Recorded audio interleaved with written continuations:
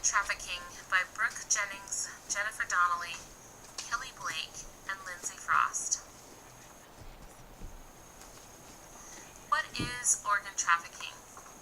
According to Budiani Sabiri and Cologne, the definition of organ trafficking is the recruitment, transport, transfer, harboring, or receipt of living or deceased persons or their organs by means of threat, force, coercion, abduction, fraud, deception, abuse of power, or of a position of vulnerability, and it should not include any third-party payments for the purpose of exploitation by the removal of organs for transplantation. The World Health Organization estimates that between 5 and 10% of the nearly 70,000 kidneys transplanted annually are obtained by organ trafficking, with China, India, Pakistan, Egypt, Brazil, the Philippines, Moldavia, Romania, Costa Rica, and Colombia being recognized as hotspots for organ trafficking. What kind of fines are associated with organ trafficking? Many countries have stiff fines and penalties if caught procuring organs for profit and trafficking of organs. You could be subjected to fines of up to $100,000, 10 years in prison, or both. According to Sachs research, there are approximately 4,000 people that die every year in the United States alone because they were unable to receive a kidney transplant. The desperation that patients with kidney failure face has created a growing market for countries that have less regulation on this type of practice. Many patients in kidney failure find themselves looking abroad to find donors illegally. There are approximately 80,000 documented kidney transplants performed yearly, which only touches the surface of the great need there is for healthy kidneys to be transplanted.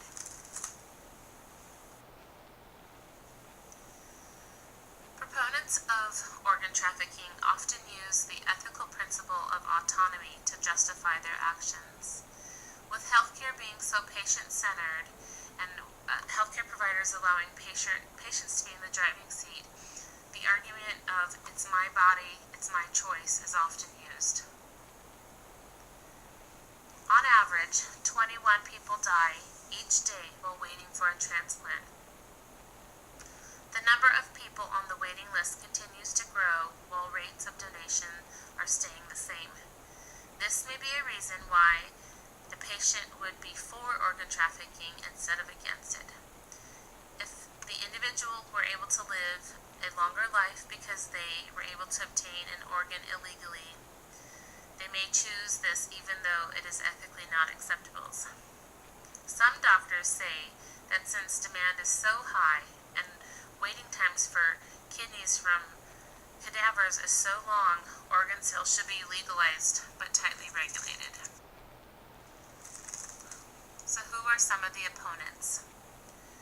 Shimizano has reported about transplant tourism and about the National Organ Transplant Act, which is a law that was created to stop the sale of organs in the United States.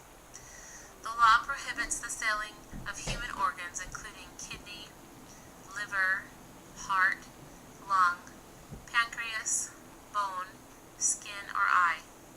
Those that violate the law could be charged up to 5 years in prison or up to $50,000. The National Organ Transplant Act was enacted to prohibit organ trafficking from happening in the United States. As we know, though, there are laws that vary between countries and countries, and this is why the World Health Organization has pushed to protect the poor populations more subject to being taken advantage of for financial gain. The World Health Organization has spoken out about the concern for the poor populations that are the most vulnerable to the sale of organs for money. The term transplant tourism strikes poor populations and is done at times by medical providers arranging potential donors with recipients. As far back as 2007, Shimazano reported about websites that offer transplant packages that include medical care, organ transplant, and other services for a hefty price.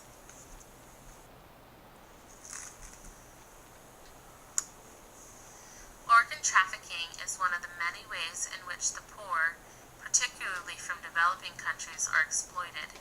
The poor are often led to believe that being reimbursed for organs is legal. Foreigners often do not understand the risk associated with receiving a trafficked organ because their doctor doesn't speak the same language. Also, the hospitals and doctors may frame answers to questions in a way that gives false hope to patients. When applicants for transplants travel to other countries in hopes of receiving an organ, but then to find out they're not approved, in addition to losing hope, the potential recipient experiences a financial loss due to the expenses already incurred. Research provided by Chin and Campbell has shown that impoverished donors receive substandard medical care following their donation, and those who receive reimbursement for their donation experience no financial long-term benefits. Foreign transplant centers receive upwards of $80,000 per transplant for international donors. Conflicts of interest arise when the same hospital screens patients for transplants, and they are also the ones who will benefit financially. So the benefits definitely lay with the individuals that need the organs. Individuals that are able to obtain that needed organ or benefit because they are able to live instead of dying while waiting for their organs. Organ trafficking also reduces the organ shortage worldwide. There are many ethical principles that are violated with organ trafficking. The first being non-maleficence, which is to do no harm to the patient, and that includes doing no harm to the donor and the recipient. Justice is defined as fair, equitable, and appropriate treatment, and equal and fair distribution of resources. But with organ trafficking, the wealthy are the ones that benefit. The wealthy are the ones receiving the organs. Fidelity. The definition of fidelity is faithfulness to another's cause. This principle requires loyalty, fairness, truthfulness, advocacy, and dedication. A doctor or team involved is not exercising fidelity by not fully disclosing to the donor or recipient all the risk involved, not advocating for patients, or lying about their own financial interest in the operation. The ethical boundaries of financial compensation for organ donors have long been a matter of dispute. Would these individuals sell their organs if they did not need help financially? Do these individuals who are selling their organs for financial gain truly understand the potential health complications they are exposing themselves to in the future by donating an organ? If these individuals knew about the risk of unexpected medical problems in the future, would they still donate that organ? This leads us to moral violations. In Germany, it was exposed that physicians were manipulating their patients' data in order to get their patients higher on the priority list for a transplant. When this practice was exposed, organ donations dropped 12.8% in 2012. In 1984, China passed a national law that organs from executed prisoners could be procured for transplantation. The government obtains consent prior to execution, but according to all major medical associations, this is not an ethical practice because the consent is not voluntary, free, and informed, and they view this as coerced consent because the prisoners have no other choice. 90% of organs in China come from executed prisoners. This This leads to another ethical question of whether the need for an organ influences a prisoner's execution date. In 2013, Torsten Kaplan and Levy were still exposing the steps China is taking into that ethical gray zone when China started examining, blood testing, and categorizing prisoners while they were still alive. With a pool of living donors, Chinese hospitals are advertising that they are able to have an organ for transplant available within 2 weeks.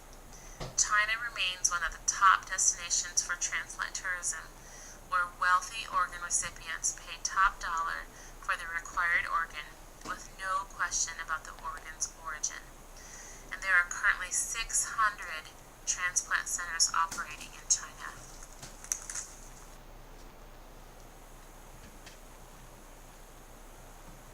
In 2006, when the unethical practices in China were exposed, many in the medical community found it necessary to safeguard ethical principles in medicine.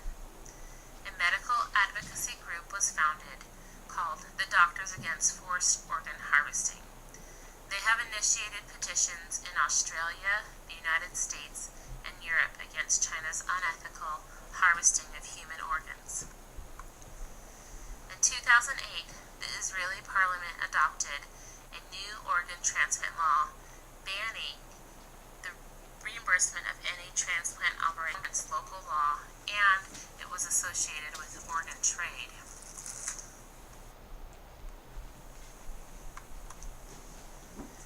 Many of the countries that are responsible for organ trafficking lack an adequate healthcare system and health insurance.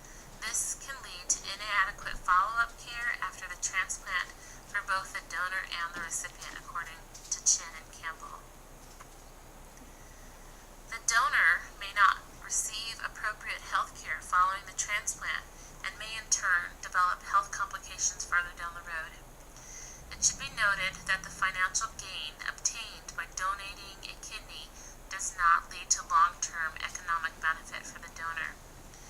Rodriguez reported that 6 years after donation, the percentage of paid donors below the poverty line increased from 54% to 71%, and 86% of donors reported deterioration in their health status. Those who choose to receive an organ transplant through legal channels face great danger, as the organs are not guaranteed to work and in many cases fail after the operation.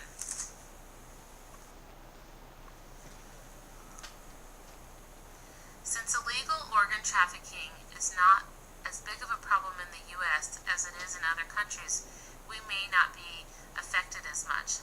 However, as nurses, we may be caring for the patient, either the donor or the recipient, as they experience complications after returning from an overseas transplant or later in life related to being either the donor or recipient in the transplant. In an article about global solutions, Jafar explained that Iran has a legally regulated system of living, unrelated paid donor kidney transplantation. So all potential donors are registered by the government and undergo a rigorous process of informed consent and donor evaluation. No brokers are involved in the state-run program, which offers a fixed rate of compensation to the donor, along with post-transplant care for the donor. The system is considered successful by some because transplant waiting lists have been eliminated and because access is equitable for those in need. This is something that, if given time, could be seen in our own country. Chin and Campbell state that Singapore has a hybrid ethical position in order to balance the needs of an international patient population and the rights of donors.